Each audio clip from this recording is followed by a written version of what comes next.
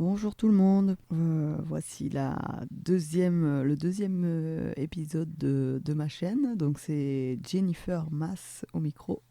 Donc hier j'ai fait la présentation de ma chaîne, donc vous avez une petite vidéo de 16 minutes qui me présente et qui explique le but de la chaîne. Et aujourd'hui je vais vous parler on va rentrer plus dans le détail de comment oser vivre enfin la vie de ses rêves. Voilà.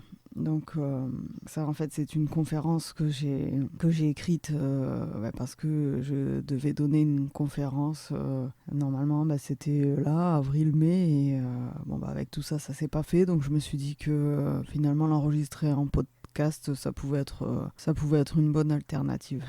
Et puis c'est pas dit qu'un jour j'aille pas la faire aussi quand même en conférence du coup, mais à un autre moment. Alors, si vous aviez 95 ans, donc vous seriez sur vos dernières heures de vie et vous feriez le bilan de tout ce que vous n'avez pas fait dans cette vie. Et vous constateriez les bonnes choses et les mauvaises choses que vous avez faites, peu importe. Ça, c'est votre karma.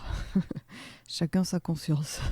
Je sais pas si vous connaissez le karma. En gros, c'est le retour de tout ce que vous avez fait. Et voilà, en fait, ce qui m'intéresse aujourd'hui, c'est surtout les choses que vous n'auriez pas faites. Et vous savez qu'à peu près 80%, et je pense que je suis gentille, je me demande si c'est pas 90% des personnes qui sont sur leur lit de mort regrettent ce qu'elles n'ont pas fait. En fait, elles regrettent de ne pas être passées à l'action, de ne pas avoir réalisé leurs rêves. Vous savez, les choses qui sont enfouies à l'intérieur de vous depuis que vous êtes tout petit et qui ont toujours voulu sortir mais que vous avez refusé d'entendre. À cause de quoi ? En fait, à cause du regard des autres, à cause de la peur des qu'en dira-t-on, les excuses. Non, mais je le ferai plus tard, je le ferai quand je serai à la retraite, quand les enfants seront partis, quand je gagnerai au loto.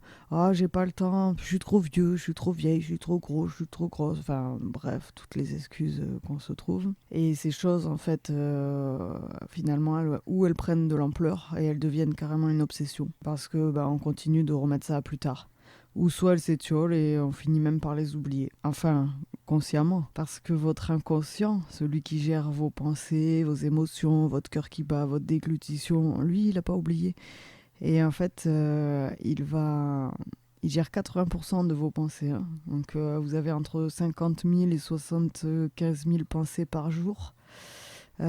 Forcément, elles ne sont pas toutes conscientes. 80% de ces pensées-là sont inconscientes. Et la plupart du temps, elles sont négatives aussi, entre parenthèses. Bref, c'est pas le sujet d'aujourd'hui, les pensées négatives, on en reparlera sur un autre podcast. Donc en fait, ces pensées que vous avez oubliées, entre guillemets, en fait, c'est lui qui va les garder à l'intérieur et il va les mettre dans des tiroirs. Il va les garder de côté. Et en fait, votre inconscient, il gère 3 milliards d'informations à la seconde, alors que le conscient, il gère 2000. Seulement 2000.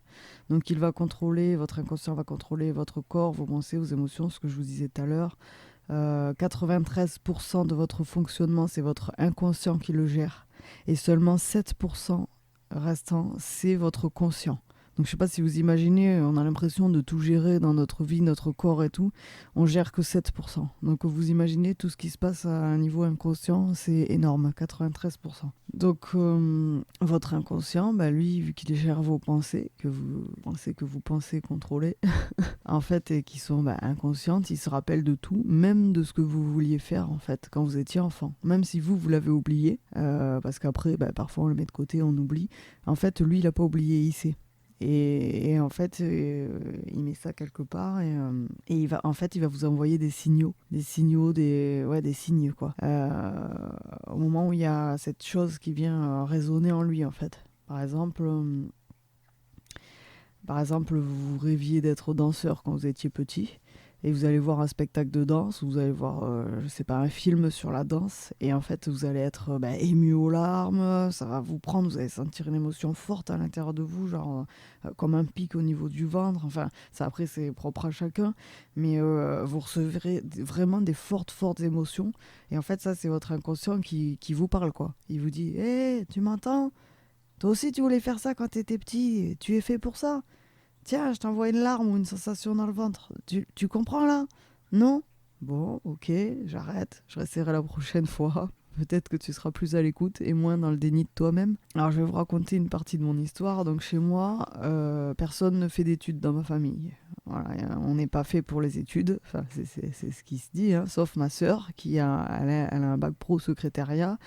Et elle est intelligente, quoi. Parce qu'elle a un bac pro secrétariat. Ça, c'est encore une fois, c'est selon ce que dit la famille, voilà, parce qu'ils ont pas mal de croyances limitantes. Ah oui, il y a mon cousin Alexandre aussi. Alors lui, il a le bac, il a pu rentrer à l'armée et être chef déjà parce que il avait son diplôme. Et voilà, en fait, chez nous, c'est très rare de faire des études. C'est pas qu'on n'a pas les capacités, mais c'est que je pense qu'on est plein de croyances limitantes et que, on a délégué ces croyances depuis toutes ces années et malheureusement quand on est enfant on prend ça pour argent comptant, on grandit avec ça quoi. Et c'est des croyances qui sont très handicapantes quoi. Que moi vu que j'étais pas capable de faire des études selon les croyances, donc je me suis lancée dans un BEP cuisine, donc j'en ai parlé ça dans mon premier podcast, qui me plaisait pas. Mais en fait, c'était histoire d'avoir un métier en main parce que, comme je vous ai expliqué, vu que je faisais n'importe quoi à l'école, c'est le seul endroit où on voulait de moi, quoi. Donc ensuite, j'ai eu mon fils, Melvin. Donc je l'ai élevé en faisant des petits travails. Et en parallèle, j'ai repris les cours pour passer un concours dans la fonction publique, ce que je vous expliquais, pour avoir mon concours de cuisine, pour être fonctionnaire et lui assurer une stabilité. Donc à Montpellier, je trouvais pas de travail, c'était trop dur pour faire valider ce concours. Les places sont assez chères, donc j'ai décidé de partir parce que le concours est valable 3 ans. Et au bout de 3 ans, on le perd. Et vu que moi, je l'avais passé, j'avais repris tous les cours par moi-même, toute seule et tout, en parallèle de mes boulots, plus de m'occuper de mon fils. Enfin, c'était assez compliqué. J'avais pas envie de perdre mon concours, hein. Donc, je suis partie à Orléans pour faire valider ce concours. Et au début, j'étais très contente, quoi, et j'avais tout quitté, quoi, hein. Par contre, hein, ma famille, mes amis, mon sud d'origine, 29 ans de ma vie, c'était en 2014. Aujourd'hui, on est en 2020.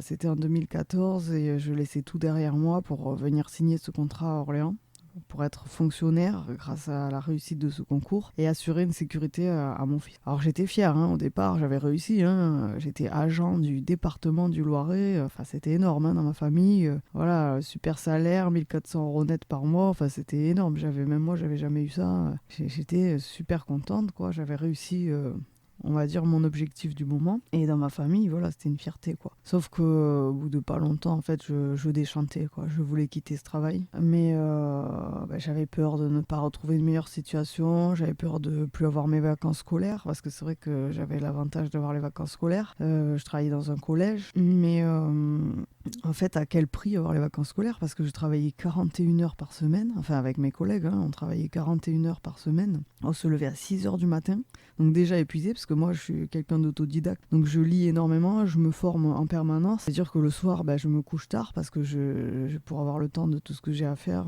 je me couche assez tard, donc le matin il fallait se lever à 6 heures, donc je me levais, j'étais déjà épuisé, je commençais à 7 heures, donc j'ai enfilé ma tenue de ménage là, à 7 heures du matin, on est à moitié réveillé, j'allais chercher mon chariot, mes balais, nettoyer les classes avant que avant que les professeurs arrivent.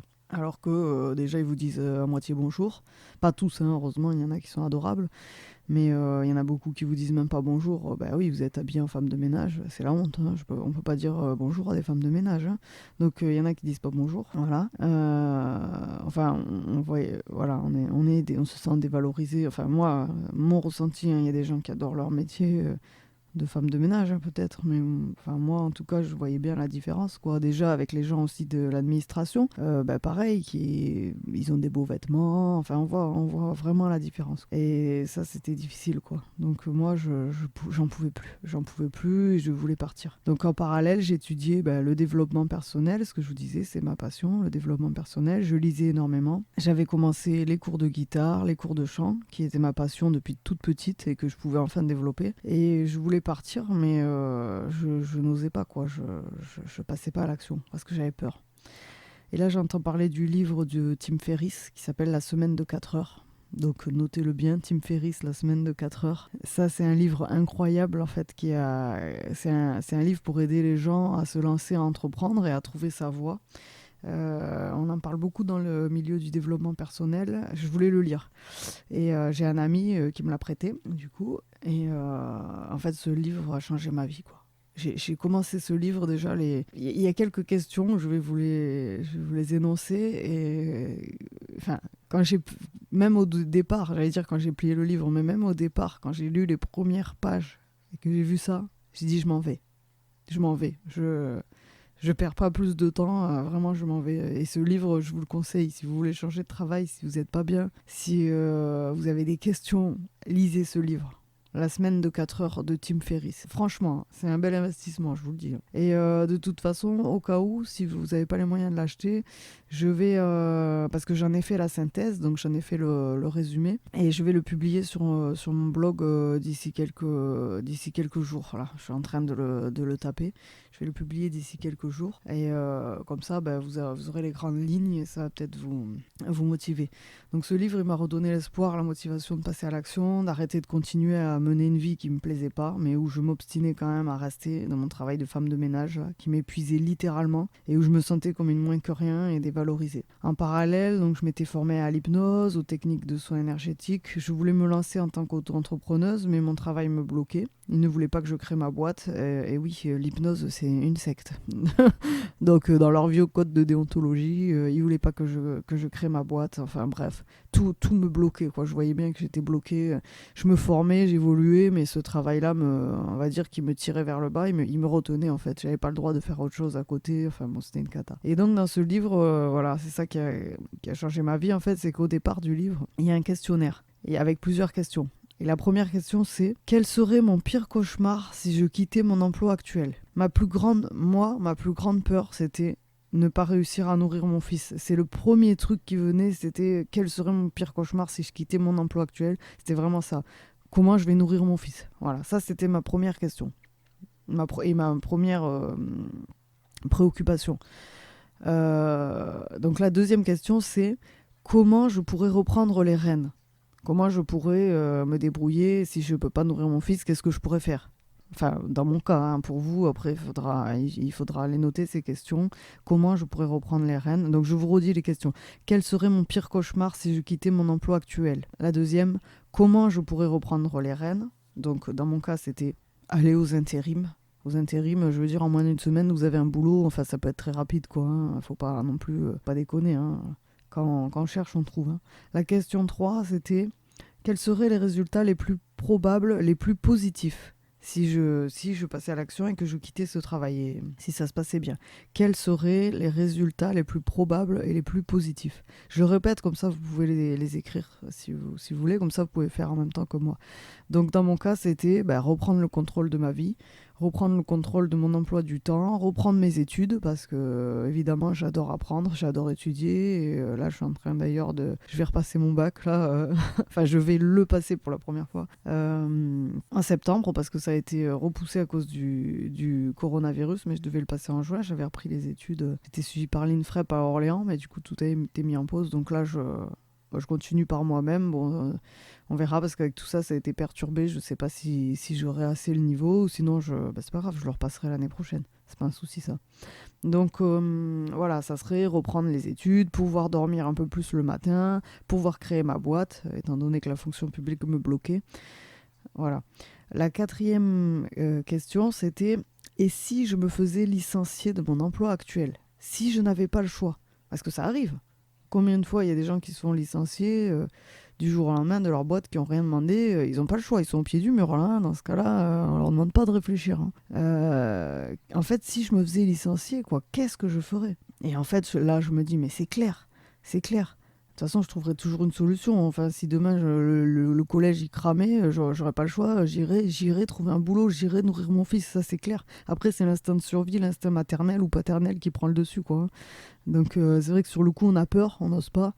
Mais finalement, si ça arrive et qu'on est au pied du mur, je vous garantis que si on n'a pas d'autre choix, on va y aller. Hein. On va y aller et on va trouver. Ça, c'est clair et net. Et donc, moi, là, je me dis, c'est bon. Pas la peine d'attendre plus longtemps. Je finis mon année scolaire. J'ai pris une disponibilité. Donc, ça veut dire prendre une disponibilité. Ça veut dire que j'ai mis ma carrière en pause. On peut faire ça dans la fonction publique. Ça veut dire on n'a pas de salaire, mais on met pause sur sa carrière et ça dure 3 ans, renouvelable 2 fois. Donc, en fait, on peut prendre jusqu'à 9 ans de disponibilité. Donc c'est quand même une grande chance. Je me suis dit, si ça marche pas, mes entreprises, parce que je fais aussi de la musique, je commençais à créer mon album, je vais faire des dates, enfin j'ai beaucoup de projets. Si tout ça, ça marche pas, que vraiment je m'en sors pas, j'arrive plus à gagner ma vie, je ne m'en sors pas, c'est pas grave, j'ai du temps je peux réintégrer. Mais pour d'autres personnes qui ne sont pas fonctionnaires, c'est pas grave non plus. Je veux dire, du boulot, il y en a.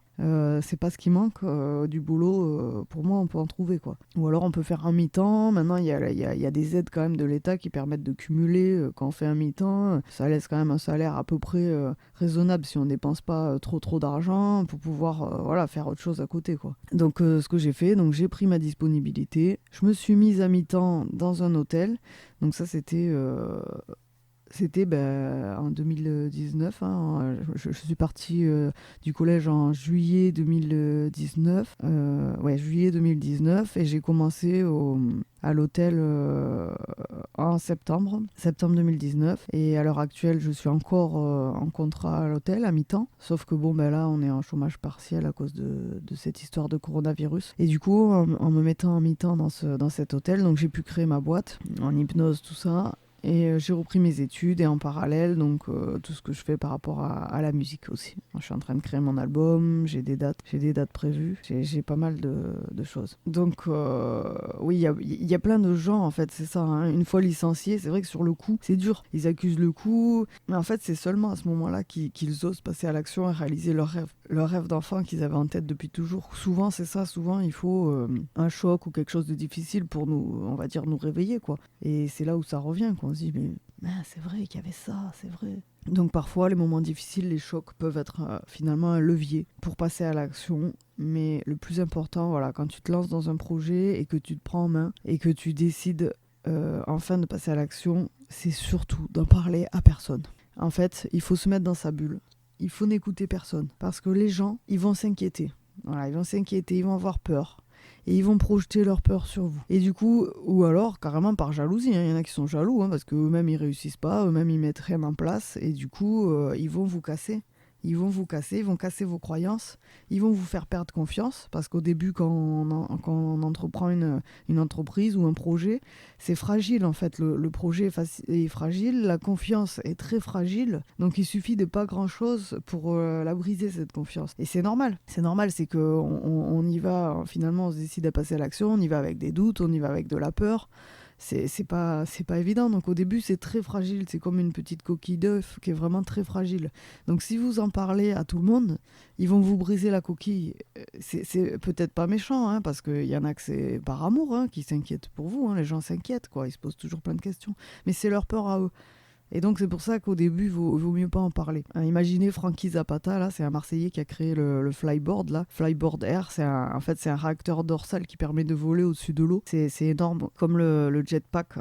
Alors lui, c'est dans les airs. En fait, il a réussi à le vendre à l'armée américaine. C'est énorme, mais au début, il a connu de nombreux échecs, il a galéré. Son premier vol, il a raté, il a persévéré, il a refait, il a amélioré son engin, et puis ça a marché, quoi, c'est énorme. Et imaginez Edison, il a essayé au moins 2000 fois pour créer l'ampoule à incandescence. Si on avait brisé leur rêve, vous imaginez, vous ? Bon, peut-être qu'on aurait eu ces idées-là plus tard, mais ça serait une catastrophe quand même. Monsieur Honda, c'est pareil, quand il a créé le moteur à piston, tout le monde s'est moqué de lui, même ses professeurs. Ils sont moqués de lui, ils riaient de lui. Il a repris ses plans, il a travaillé dessus pendant 2 ans, il les a améliorés, il a continué.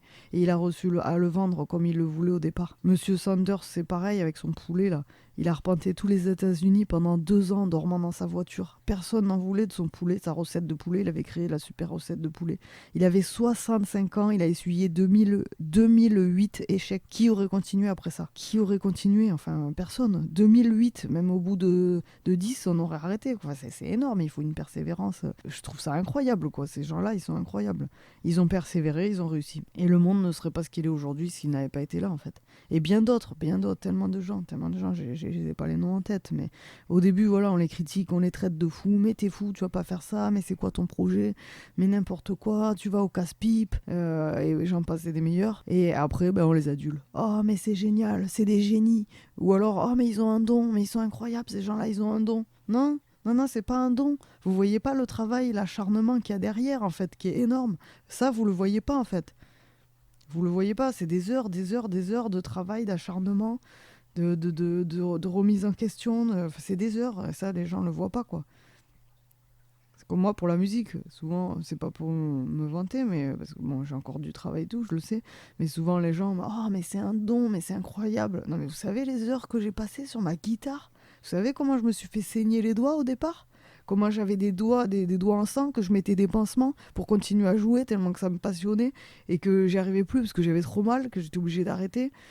Et toutes les fois où j'ai entendu où je chantais faux, je jouais avec ma guitare, mais je dis mais c'est pas possible, tu chantes faux en fait. Parce que l'instrument il ment pas lui. Et l'instrument il ment pas si on chante faux. Enfin je veux dire l'instrument lui il chante pas faux hein, si on joue correctement. Donc c'était une catastrophe. Et quand j'entendais ça je me disais c'est pas possible. Donc je me remettais en question et je recommençais encore et encore jusqu'à temps que j'y arrivais quoi. Et ça et encore maintenant, encore à l'heure d'aujourd'hui, mais c'était plus dur au début ça c'est sûr. Mais des heures et des heures d'entraînement, des heures et des heures, ça les gens ne le voient pas. Ils voient que le résultat final, mais c'est pas une critique. Hein. Moi aussi, hein, quand je vois quelqu'un danser magnifiquement bien, où je me dis waouh, mais c'est incroyable, c'est un don. Non, c'est pas un don. C'est des heures d'acharnement, de travail, de sueur. En fait, c'est pour ça que quand on veut réaliser son rêve ou qu'on veut passer à l'action, créer une entreprise, il faut que ça nous tienne aux tripes. Mais vraiment, parce que c'est tellement dur. C'est tellement dur de créer une entreprise, de réaliser ses passions, ses rêves, que si ça vous prend pas aux tripes, vous tiendrez pas. Je vous le dis, vous tiendrez pas. Parce que c'est trop dur. C'est du travail énorme. Mais quand ça te tient aux tripes, eh bien en fait, t'as pas d'autre choix que de le faire, même si c'est trop dur. Donc tu lâcheras pas. Donc c'est pour ça que quand tu crées ton entreprise ou quand tu dois réaliser quelque chose que tu aimes, tu dois faire quelque chose qui t'anime profondément. Parce que sinon, tu ne tiendras pas. Mais je veux pas vous démoraliser, mais c'est la vérité ce que je dis. Tu ne tiendras pas parce que toute entreprise, c'est un travail énorme, un acharnement, si vous voulez en faire quelque chose de beau, en fait. Sinon, ça va rester un truc, voilà, un truc banal, un truc qui sortira pas du lot. Oui, vous pouvez, et encore, ça aussi, ça demande beaucoup de travail. Mais je veux dire, si vous voulez vraiment avoir le meilleur, faire quelque chose de magnifique, d'incroyable, c'est des heures de travail. C'est des heures, c'est comme ça. Et après, vous aurez le fruit de ce que vous avez semé, quoi, c'est clair. Et vous serez fiers de vous, hein, je vous le dis, hein, vous pourrez être fiers de vous. Hein.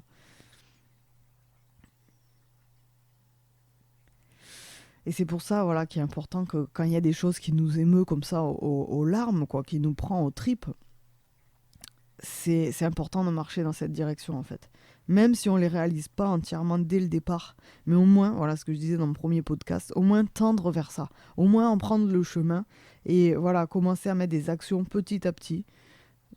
Parce que déjà, quelque part, c'est comme si on semait nos graines, voilà. Et puis on va sentir un sentiment de mieux-être, on va se sentir mieux, parce qu'on va aller dans notre chemin qui est le nôtre, en fait.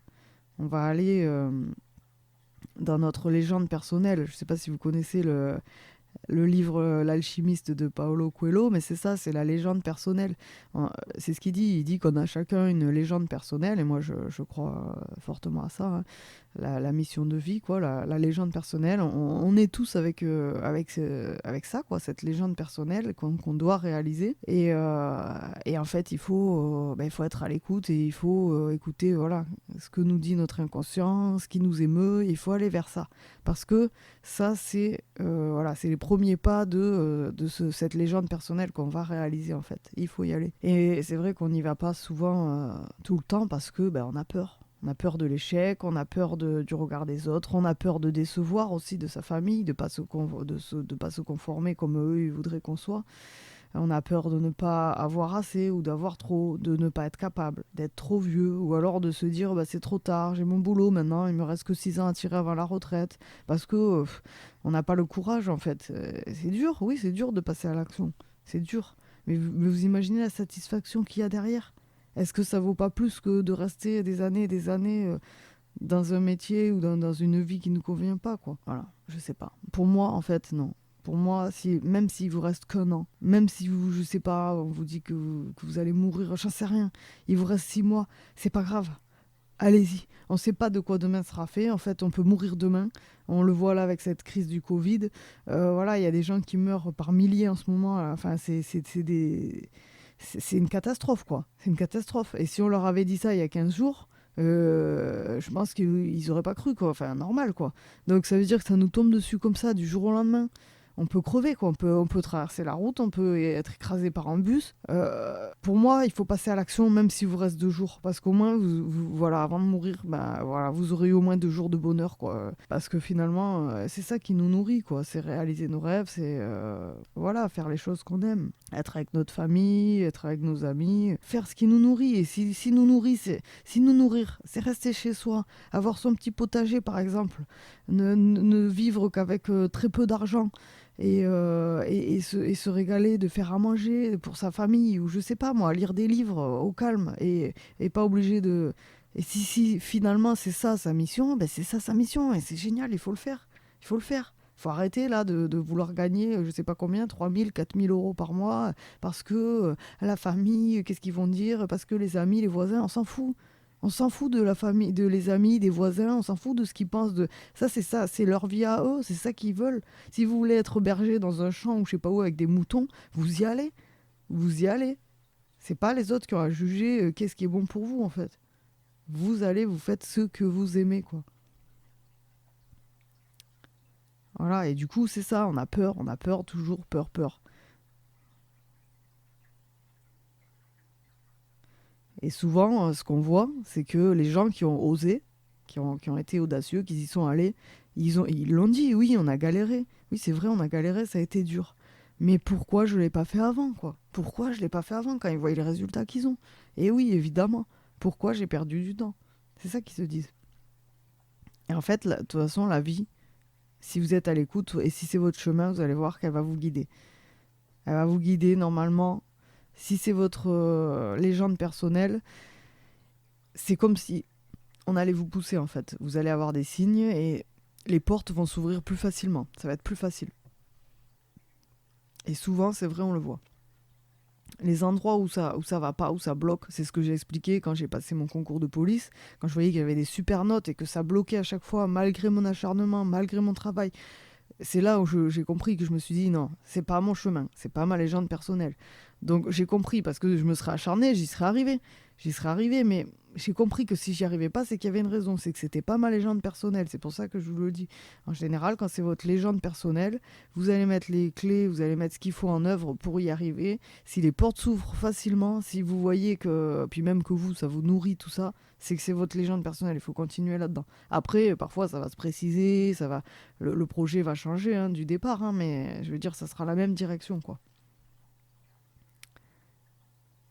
Voilà, donc ce que j'aimerais que vous fassiez aujourd'hui, j'ai un petit exercice pour vous, si vous avez le temps, bien sûr. J'aimerais que vous fermiez les yeux, en fait, et que vous vous imaginez dans un an, par exemple, dans un an, avec tout l'argent que vous souhaitez. Vous n'avez pas besoin d'être obligé d'aller travailler, vous pouvez faire absolument tout ce que vous voulez. Vous êtes confiant, vous n'avez pas peur du regard des autres, ça vous importe peu. Vous vous sentez puissant et inarrêtable. Vous fermez les yeux. Vous faites, je sais pas, un super voyage, vous faites un tour du monde, vous faites plaisir à vos proches, vous faites tout ce que vous avez envie, vous achetez une voiture, une maison, j'en sais rien, un voyage, vous achetez tout ce que vous voulez, les fringues, tout ce que vous avez voulu pendant toutes ces années. Allez-y, faites-le dans votre fantasme, faites tout ce que vous voulez. Et ensuite, une fois que tout ça c'est fait, une fois que vous avez usé tout l'argent que vous voulez, que vous avez fait toutes les choses que vous pensez, les voyages, les fêtes, les amis, voilà. Ensuite, qu'est-ce que vous faites? Qu'est-ce qui vous anime? Qu'est-ce qui vous donne envie de vous lever chaque matin? Qu'est-ce qui vous rend vraiment heureux? Quelles sont vos valeurs, vos idées, vos envies? Quelles compétences voulez-vous mettre au service des autres? Peut-être des animaux, peut-être de la nature. Qu'est-ce que vous voulez vraiment? Une fois que vous avez dépensé tout cet argent, qu'est-ce que vous voulez faire? Qu'est-ce que vous allez faire chaque matin? Il y a bien quelque chose qui vous anime. Et est-ce que vous vous connaissez réellement, finalement? Est-ce que vous le savez, ça? Peut-être que vous ne connaissez pas vraiment réellement. Einstein dit, pour faire confiance en quelqu'un, il faut bien le connaître. Mais est-ce que vous vous connaissez vraiment bien? Comment vous pouvez vous faire confiance si vous ne vous connaissez même pas? C'est ça l'objectif que je vous demande de faire aujourd'hui, en fait, c'est de vous poser les bonnes questions. Arrêtez de remettre ça à plus tard. S'il vous plaît, prenez ce temps pour vous. Aujourd'hui, là, vous en avez l'opportunité. Peut-être mettre pause sur ce podcast. Mettez pause, réfléchissez, fermez les yeux. J'aimerais que vous écriviez ça, juste vous l'écrivez, ça veut pas dire je vais passer à l'action maintenant, mais juste ça. Essayez d'apprendre à vous connaître. Qu'est-ce qui vous émeut, qu'est-ce qui vous fait vibrer, quelles sont vos compétences? Peut-être c'est des compétences voilà, de parler comme ça, peut-être des compétences de pédagogie pour donner des cours, peut-être, j'en sais rien moi, enfin il y a tellement de choses. Mais quelles sont vos compétences? Qu'est-ce que vous pouvez apporter au monde? Parce que finalement, c'est ça qui nous nourrit. C'est de partager. C'est d'apporter quelque chose au monde. Mettre notre pierre à l'édifice, en fait. C'est ça. C'est ça qui nourrit. Aider son prochain. Apporter quelque chose.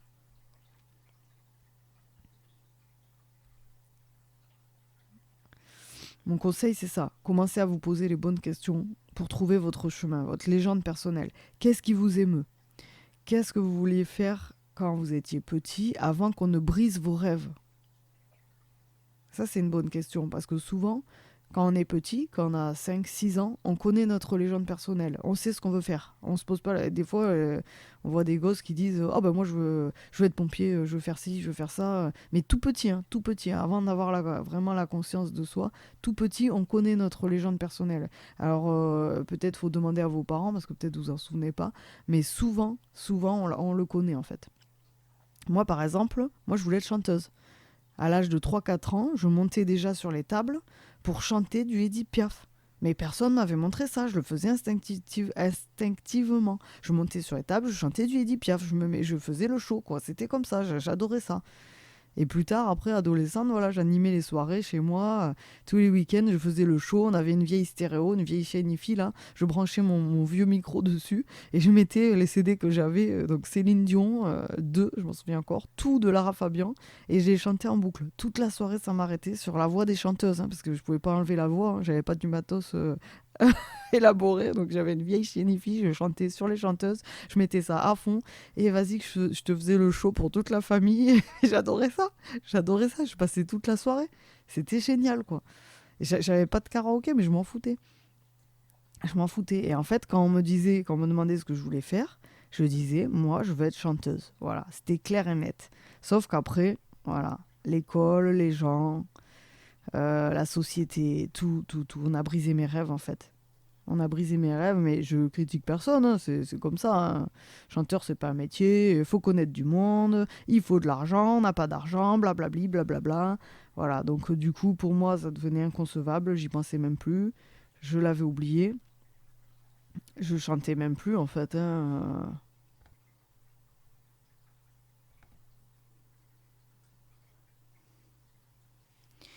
Enfin, si, je chantais tout le temps, mais dans la voiture, sous la douche. Et c'était loin de moi cette idée d'en faire un jour mon métier. Inconcevable. Sauf qu'un jour, je suis arrivée à Orléans, je me suis retrouvée seule avec moi-même, car j'avais pas d'amis, j'avais pas de famille, j'étais isolée, comme ça. J'étais juste avec mon fils. Et ça m'a permis en fait de me remettre en question finalement et à faire ce travail d'intériorisation que je pense qu'on aurait tous besoin de faire. Et j'ai pas eu le choix en fait, parce que moi je connaissais pas le développement personnel à ce moment-là, je connaissais pas tout ça. Voilà, je vivais comme ça et je n'étais pas formée à toutes ces choses-là. Donc je me suis retrouvée à faire ce travail d'intériorisation et c'est revenu petit à petit par comme des je sais pas une idée quoi qui est venue par là et qui ça me disait bah c'est vrai j'ai beaucoup de temps pour moi et si je reprenais des cours de chant. Et un jour comme ça, voilà, je suis tombée sur un cours de guitare-chant, donc j'y suis allée et puis j'ai jamais lâché, quoi. Je suis tombée amoureuse, quoi. C'était incroyable. Et quand je voyais la vitesse à laquelle j'apprenais, alors pareil, comme je vous disais, quand c'est notre légende personnelle, ça s'ouvre facilement.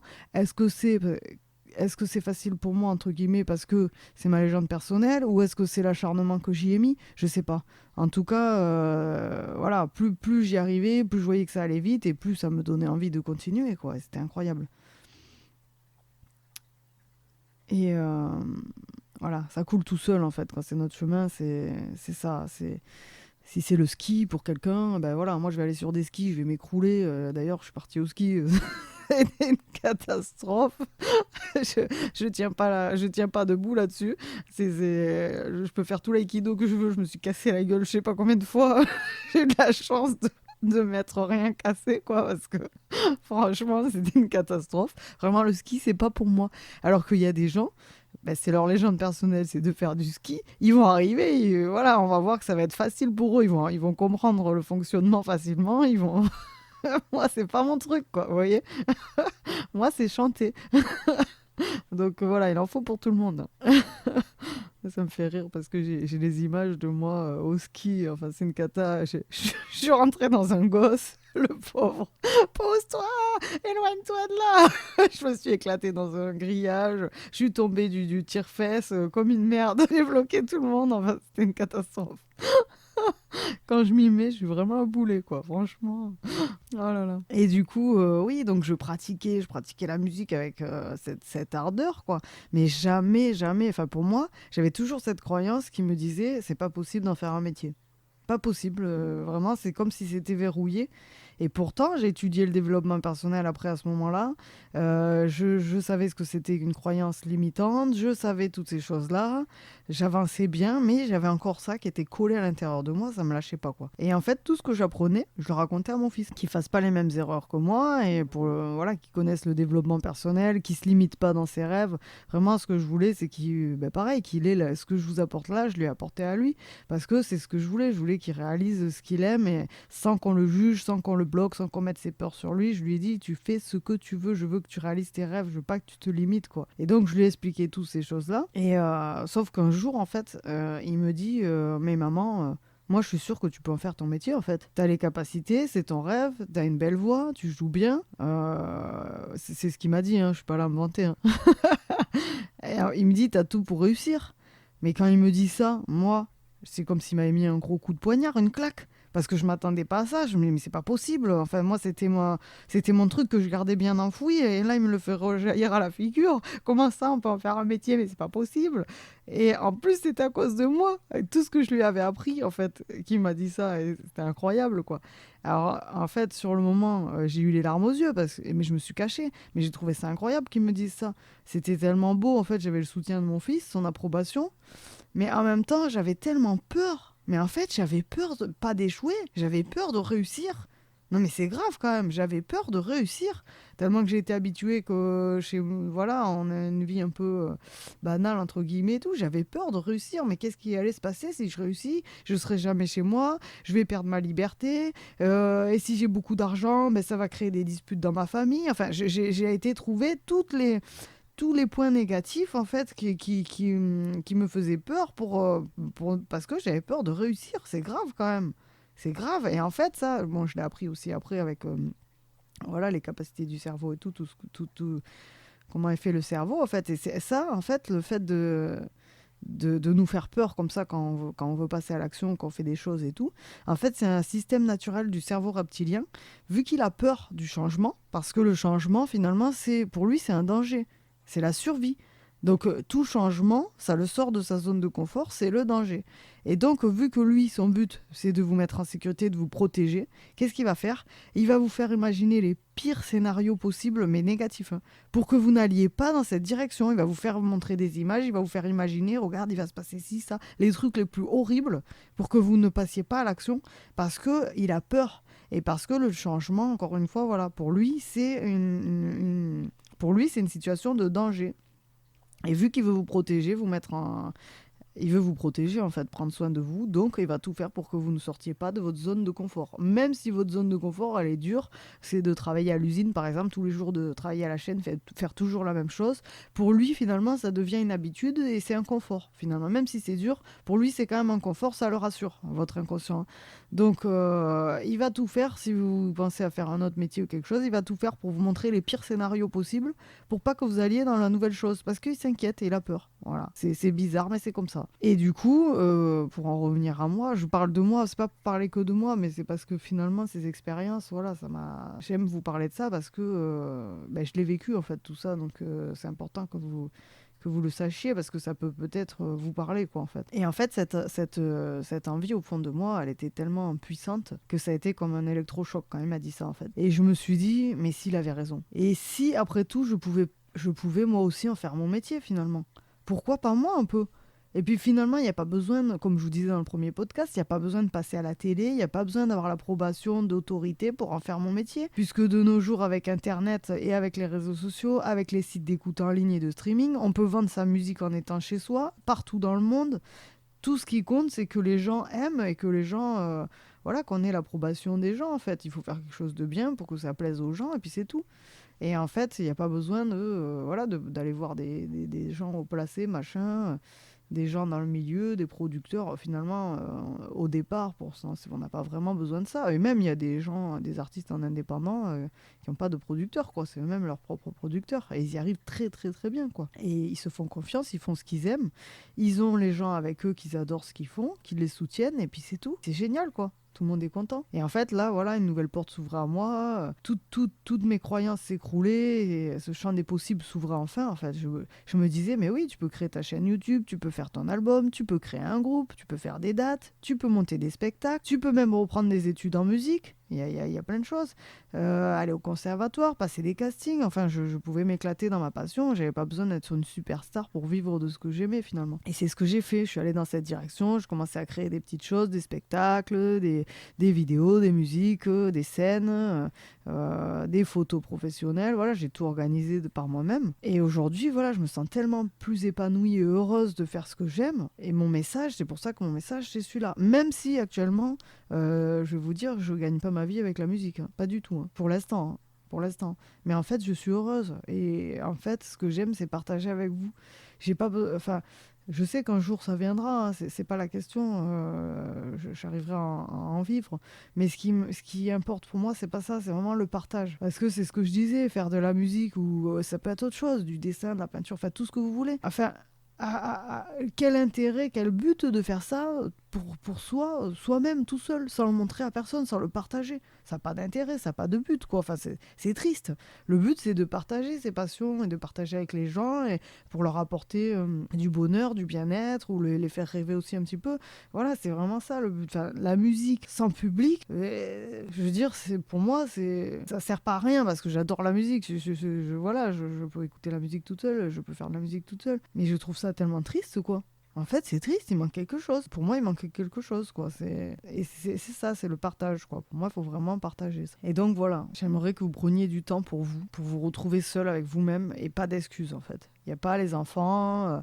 Il y a bien un moment dans la journée où vous allez pouvoir fermer les yeux, vous recentrer sur vous et penser à ce que vous vouliez faire quand vous étiez enfant. Peut-être aux choses pour lesquelles vous seriez prête aussi. Voilà. Qu'est-ce que vous serez prêt à faire gratuitement? Ou alors payer pour vous, carrément payer pour pouvoir le faire, tellement ça vous tient à cœur. Qu'est-ce que vous seriez prêt? Ça, c'est David Laroche, je crois, parce que j'adore David Laroche. Vous pouvez aller voir ce qu'il fait, hein. David Laroche sur YouTube. C'est un coach en développement personnel.